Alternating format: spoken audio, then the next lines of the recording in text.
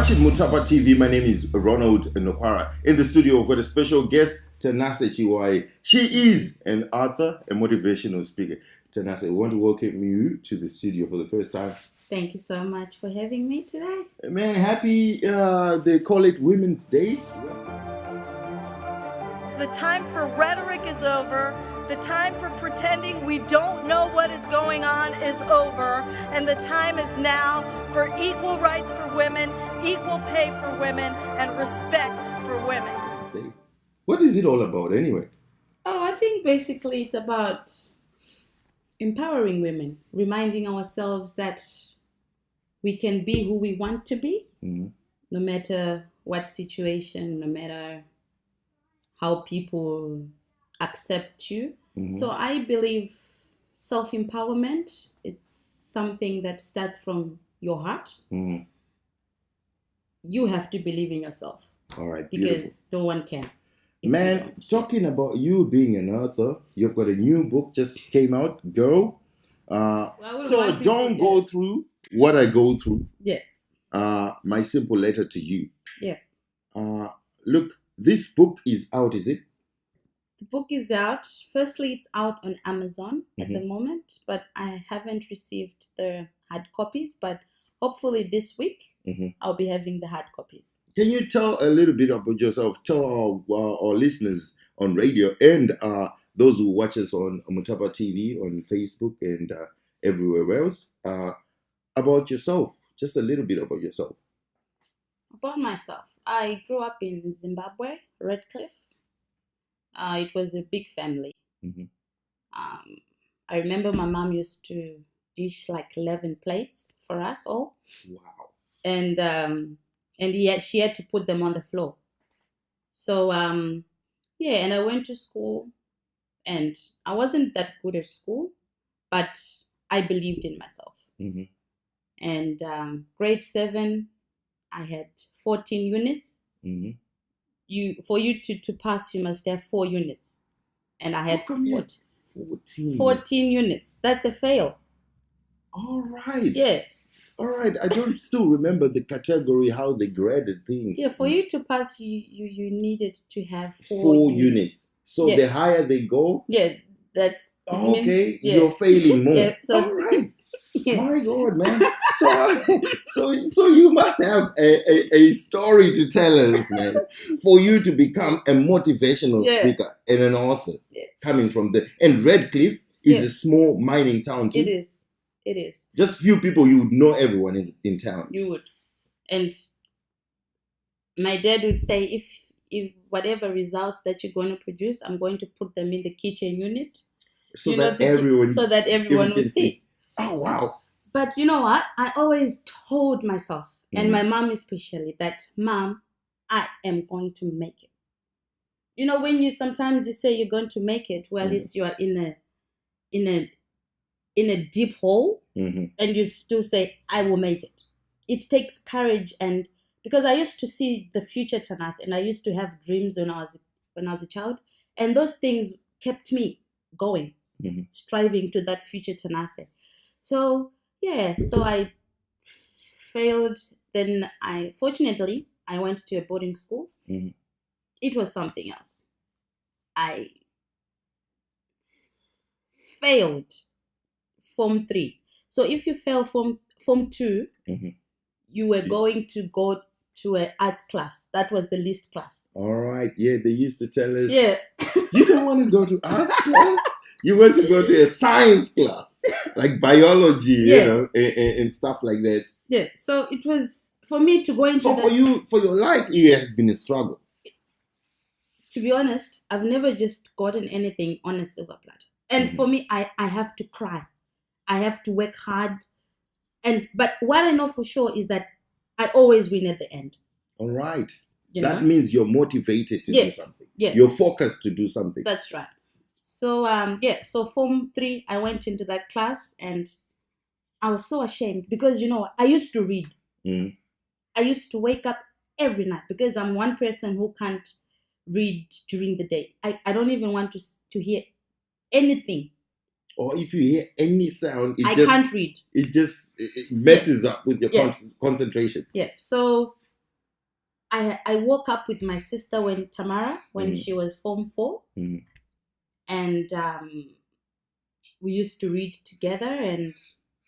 But at the end of the term, I would go home with like 2 subjects. All right. But come Form 4, I told my Mom, I'm gonna come back home with 5 subjects. That's all you needed, to go to go further. Yeah, to go to year 11? Yeah, they call it year 11. Yeah, we call it Form 5, Form 6, upper, lower 6, lower 6, or whatever they call it. Yeah. Man, it has been a long time since we have been to Zimbabwe. So it's difficult for us to explain the education system there. I get it. But anyway, you got through? I got through. You know what? When I left the school, you know how you finish the exams and you're packing up when you're Form 4? Oh, yeah. Going home, exciting times. Oh, yeah. Those were the naughtiest times, too. Yeah. Then this teacher came up to me. Then he said, you know what, Tanase, you should re-enroll for Form 4. Before even the results came. Okay. Because that's what the assumption was. And I'm like, I didn't listen to it, but there was fear in me. But I asked God, after every exam that I wrote, every single exam, the Form 4, I used to go to the ground and just cry. Just saying, God, I just need to pass 5 subjects. I didn't ask for 6 or 7 or 8 or... Just 5. On the line. Man, you ought to kill me. Yeah. And fortunately, I got my 5 subjects. Beautiful. And my life changed. From that time, I believed in myself. And during, that holiday period. Oh, yeah. Is it the Form 4 one? Yeah. Oh, yeah. When you're waiting to go to lower 6. I really had a strong connection with God because I wanted to pass. So you were a God-fearing person ever since? I was, like from way back. I was, but on another level. Whereby you told, because my mom is a Catholic, so she was not strict, but we grew up in that environment whereby we have to go to church. Right now, if I can't go to church on a Sunday, I feel like something is wrong. Because that's all I know.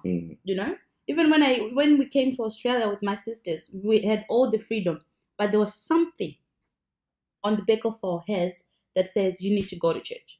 So everyone goes to church now. But anyway, so during that time, that's when I really had a connection with God. More honestly, I just wanted to pass Form 4. Because my mom told me, if you don't pass Form 4, you go to a school whereby you have to walk 10 kilometers. All right. I did that before. I won't tell you about my life. It's about yours. Whereby you have to walk for 10 kilometers. And it was embarrassing because our suburb, it's not a bad suburb. It's an okay suburb. So for you to be seen walking to that suburb, coming from the other suburb, walking. Yes, I understand where you're coming from. It was for me. You said no. No. That's not going to happen. Yeah. So, that's basically about yourself, and you came to Australia. I came to Australia. I did my A-levels, and I passed. I had 6 points, which was fairly all right. Yeah, to be honest, compared to where I came from. So I came here and did my diploma in community work. Yeah, that's what I wanted to ask you. You are a person who sort of like wanted to always be involved in the community. Yeah. That's why you had to do community welfare. That's right. So as a girl from Redcliffe, a small mining town in Zimbabwe, do you feel that you still have that focus to sort of like contribute to the community, or the book that you have written is part of your contribution to the community?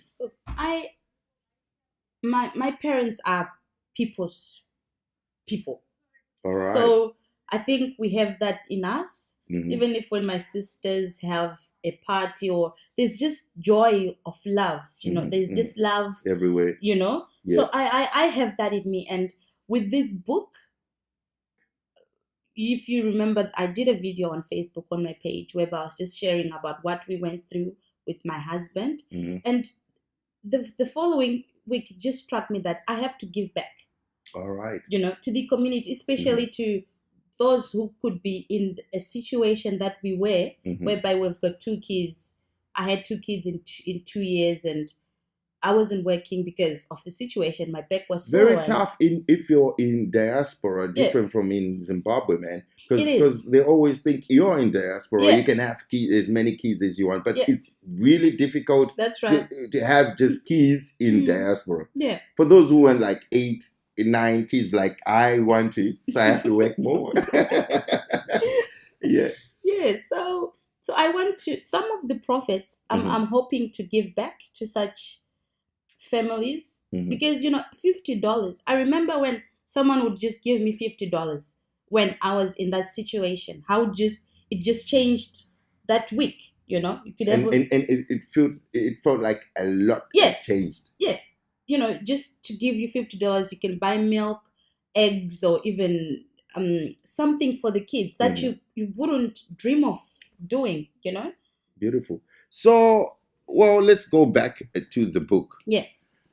What really motivated you to write this book? Firstly, I think I've written a book before that was called The 7 Days. That is about the creation of the world.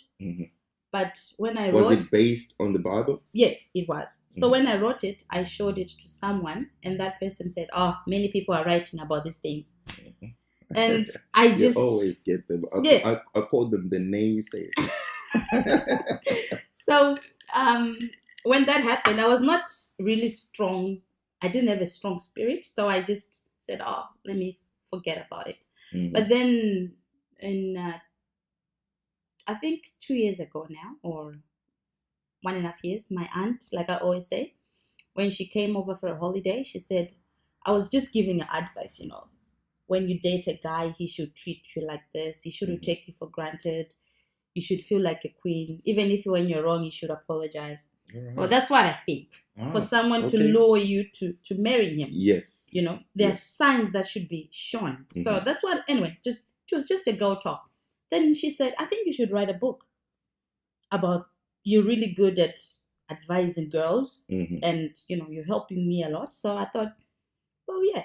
But at that moment, I was not in a good mental state to say I'm motivated to write a book. So I just wrote 1 page on my note thing up on my phone. Then that was it. Up until maybe 6-7 months ago, I started to write the book.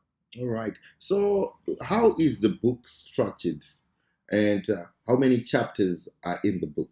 So the book has got 15 chapters. Did you structure it in a way like, because you call it My Simple Letter to You? Yeah. If you're writing a letter, you have the intro, you have the body, and you have the bottom part where you finish it up. That's right. And then you sign your name. So why I've said it, My Simple Letter to You. So there's someone who read the book, and that person said it was a male, and he said, you know what, in this book it's like you're talking to someone. All right. So that's why I've written there, My Simple Letter to You, because I want to connect to the reader, so that, because I believe in reality. If I tell you what I'm going through, then you know that if someone, then you're not alone. That's true. Rather than sugarcoating things. Yes. Then you're lost. Yes. So I've written it in a way that it's, the first chapter is friendship, because to me it's really important. So the first chapter is then it follows, there's humor in the book as well, and then the last chapter is determination. All right. I sealed it with determination so that the reader will be empowered after, when they finish to read the book. And in your book, because I've been reading all the chapters outside, because I haven't read the book, I haven't bought the book, I know, because you promised us to give us a hard copy. Yes. It's on Amazon, we know. Yeah. That's internet. It's difficult for me to concentrate on computer myself. I I'm know. an old style guy. Look, chapter 5, Yeah. you're talking about blind dates. Yeah. Can you give us a little bit more about that? Oh, this blind date, I was introduced to by my friend, or best friend at that time. So I trusted her, and she was a girl of class. All right. So, when a girl of class introduces you to another guy, you're like, oh, you should be a good guy, obviously. Quality follows itself. I know. Yeah, so I was excited. We started to speak on the phone, and I created my person in my mind, whereby I was ready for anything. So if you're going for a blind date, I'll ask you this one. So they don't tell you what that person looks like or anything. They'll just say, come for a date. Look, at that time, Facebook wasn't that effective. All right, yeah, no one, there was MySpace or something like that. So or Hi-Fi. The voice just struck you. That's right. That's the right word. Yeah. So I think I wouldn't want to say I think. I fell in love with this person. All right. But I fell in love with the wrong person that I had created in my mind. So you don't know what this person looks like. You have your own picture. So when you see this person, like I wrote in the book that I felt like I was. So what was the chapter thinking. about? How do you start the chapter? I start like how I'm explaining to you right now. All right. Yeah, that's just as it is. What happened and how I prepared for the blind date, because my sister Taz had just came from the UK. You know how people bring clothes and sometimes they don't want to give you those clothes. Yeah, she went for a holiday. I borrowed her clothes without her knowing. All right, that's stealing. I did. Stealing. You borrowed without asking. Yeah. So I did my hair. I had a new hairdo, cornrows, and I did my nails. I remember. And there was a voice that was at the back of my mind saying, "You're being tested." All right. I ignored that voice. I'm like, never mind. I went for the date. So actually, you know how in Africa you don't just go to town. There should be a reason, especially when you're a girl. Yes, especially if you're a girl. It's either you ask your parents to go to town and you give a reason. That's right. Why you're going to town. So I said I told my mom that I want to, because I had a bleeding problem with my gums. So I needed for my teeth to be cleaned for it to go. All right. So my mom, I said I have to go and get my teeth cleaned by the dentist. My mom gave me money. I remember. I went to town. So there was this guy in the phone. What do you call those?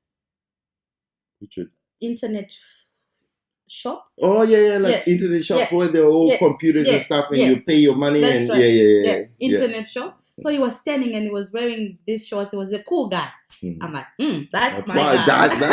That's the person I'm meeting today. Like, that's my guy. So, but he was not responding to me. I was trying to smile. He wasn't. Then there was this one over there. So you must be. He was smiling because like he saw an angel, right? Tell me about it. Yeah. I'm like, are you a vendor? You know a vendor? Those who sell fruits on the road. Or even freezes. Yes, I know those. I felt like I was, how the road is straight like that? I felt like it was a steep road. I felt like I was sinking. Like sinking towards him or what? Just sinking on Mother Earth. Into Mother Earth. Like it's sucking you down. My God. Literally, honestly. Didn't you think that your friend would set you up for that? That's what I thought. But maybe for him, and maybe to her, it was a good choice. But I'm like, in my mind, I was just calling my friend's name. Tendai. I've said it. She's gonna say this. Yes. I'm just saying, tonight. It broke my heart though, because I had this person. I know it's not about looks, but look, sometimes it is. Yes, especially when you're that age. Presentation. And presentation, you might not be that good looking, yes, but your presentation towards someone. The guy had long nails, right? Dirty long nails. He was not old or anything. Young, but just not presenting himself for a date. For a date. And a blind date. So and would you go back for? Oh, you're married anyway. Would you advise girls to go for a blind date? That's your chapter there. It's a different one, because some people would say mine turned out to be all right. All right. But you don't know the harm that it can cause when you find more things about that person, or even just to look at that person. When you meet up, you don't know. And even if when you say you've got social media, but some people are putting wrong images on Facebook. All right. Whereby they portray to be someone else, and and then someone else. So what does this chapter teach us? This chapter, I'm just saying, be careful out there. All right. You don't expect too much out of people. Yeah, you don't want to break your heart. You're too young for that. That's why I strongly say in the book, don't go through what I went through. All right. And there are people who in my life have given me advice that I did not take, and some I did. But when someone gives you advice, they've gone through that, and they don't want you to go through. Yeah. That's true. So anyway, going through the questions, what do you intend people to learn? And is there a targeted group that you targeted? When you wrote this book, are you expecting it to be a book for girls only? Or, I mean, fathers, I'm expecting a father like me would read a book and learn something out of it and teach my girls how to react to the reality of life. Yeah. Is there a targeted group that you want to really read it, or is for everyone? This book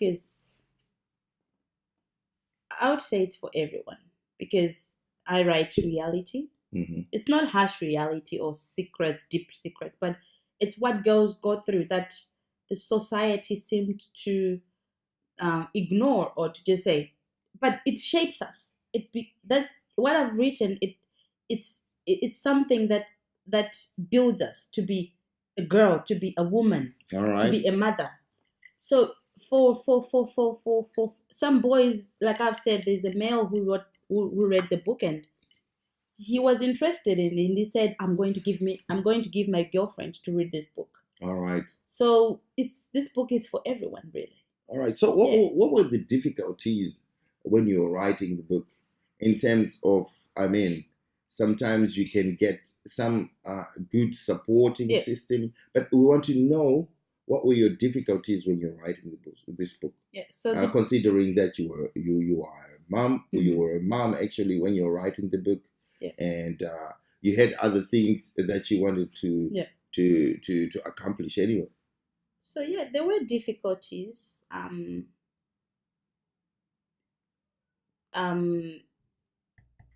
For example, like I always say, I'm a mom, so I never had to write this book at home. All right. I used to write it at night at work. During the night. So and just to get everything together, you need money.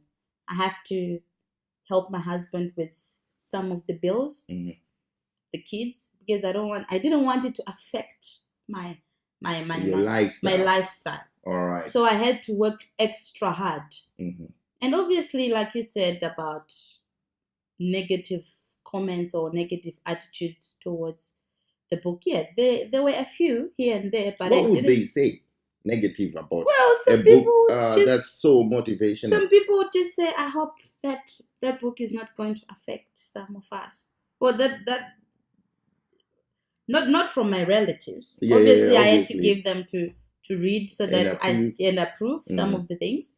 But someone would just say, I hope you're not going to write negative stuff about people whereby you're going to affect people.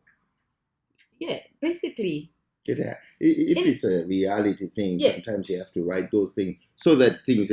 How have you managed to cope up with social media and stuff like that? Because social media nowadays, we use it to target people. If I just don't like you, man, or put that sad face there or comment negatively against your project, how was the response? Oh, look, with social media, like I spoke to a business partner this other day, and I'm like, you know what? It's sad that some people have started a project and they have left because when they posted on Facebook or Instagram, they didn't get as many likes as they would. Man, look, if I do a project, I want as many likes as I do. If people don't like it, I get angry. But it doesn't put me down, though. What's the point? It doesn't put me down, though. If people don't like it, I'll just keep on working. But DJ RonRon, what's the point of posting my book? I get 2,000 likes and 5 people buy the book. Oh, I see. I see where you're coming from now. Yeah. All right, so it's not about the likes. Oh, for it's about the appreciation of the work you're doing and the product coming, bringing back For me, I want the book to be sold, right? Mm-hmm. Probably it's different from you doing your radio show or whatever. No, we want people to listen so that the promoters will come in. So the more likes you get, the better I think the promoters. From my perspective, I think it's different because when you're doing business, there are principles that you have to follow. All right, yes. You know, definitely. I'm doing my part, okay, of working hard, ensuring marketing, ensuring advertising. I'm doing these interviews that I'm doing. I have to do extra shifts if I have to. I have to clean carpets if I have to. I've done my part. Then, as for me, I leave it up to God. Whether people have given me likes or not, obviously it's good to see likes. But I'm working on it. People need to get the product, buy the product. Yeah. So that you can have the opportunity to write another book, do other projects. That's right. Talking about that, how long do you have to wait until you say this book is... I know you've got a book launch coming on. When is the book launch? Anyway, let's talk about that. The book launch, we're planning. There's a big surprise for the book launch. So that's what we've been working on. So, but it's definitely in March. And I'm hoping for the marketing to start either tomorrow or or early next week. All right. So just March 2018. Yeah. And that's when the book launch will be. Yeah. Do people need to pay for the book launch to come see that, or people need to buy the book? Because I need, like I said, I need a hard copy. Do I need to bring my hard copy for the signing of it, or do you have hard copies at the book launch? Just the skeleton. We don't want too much information. Just the skeleton of how the book launch. I'm gonna have a hard copy. I'm gonna have hard copies, signed copies, and for the book launch, I don't want people to pay for the book launch because it's gonna be, you're gonna buy the book, right? And you're coming to celebrate. And some people might have already bought the book. All right. Or like I have pre-orders already. Yes, exactly. So I personally wouldn't want people to pay for the launch. All right. But if there are it depends with the marketing. But if there are circumstances that I have to, well, obviously those would be is circumstances. So where can we get the book at the moment? So the book, we can get it on my website, thetanaseshow.com, and it's on Amazon. You just search for my name, Tanase Banda, then you can purchase the book. All right, so that's Tanase Show. So Tanase you have to write the we'll have to write it down somewhere there or up here or wherever we're going to write the TanaseShow.com. Yep. Why did you have to call it the Tanase Show? Are you going to have a show that you're going to be on as a motivational speaker? We want to hear about anything that you have every week. Is there going to be a show coming through? Yeah, I believe I'm the next Oprah Winfrey. All right, beautiful. So- We need to also book up interviews even now, man. But Yeah. seriously, are you gonna have a show? Yeah, coming? I'm gonna have a show. All right. So, but the main focus at the moment is the book. Is the book? Yeah. I want to get it out there, and when people have read what I've written, then they know I can come up with something good. But I really, really want to have a show, and I'm working on it. I'm just putting my notes down. All right. How can people contact you? Facebook, Instagram, Snapchat. I'm on- Wait, just give us the how we can contact you. I'm on Facebook as Tanase Chihwayi, and my Facebook page, Tanase. And I've got a website, thetanaseshow.com. And I'm on Snapchat and Instagram. All right, beautiful. Man, did we leave anything that you wanted us to talk about at the moment? Well, What can you say to those who follow you? I call them my family. Anyone who follows my stuff, I call them my family. What can you say to your family at the moment? Well, What do you want to tell them? to my family, I just want my family to know that you need to believe in yourself. Because DJ RonRon, I can't. It's hard for me to believe in you.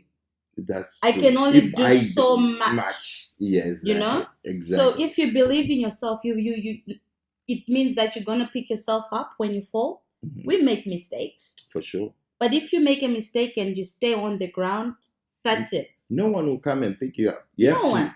pick Yeah. yourself up. That's right, and it builds you to be a strong person. Mm. You know. So I believe in self-belief. If you believe in yourself, then people can believe in you as well. All right, beautiful. Yeah. So it's just a belief in myself. I need to start believing in myself. I think you already do. Thank you for coming to the studio. No, thank This you. is Tanase Chihwayi, author, motivational speaker. She has written a book called Girl, Don't Go Through What I Go Through. What I went through. What I went through. I don't know why I say go through, man. I saw it somewhere. I'm sorry, man.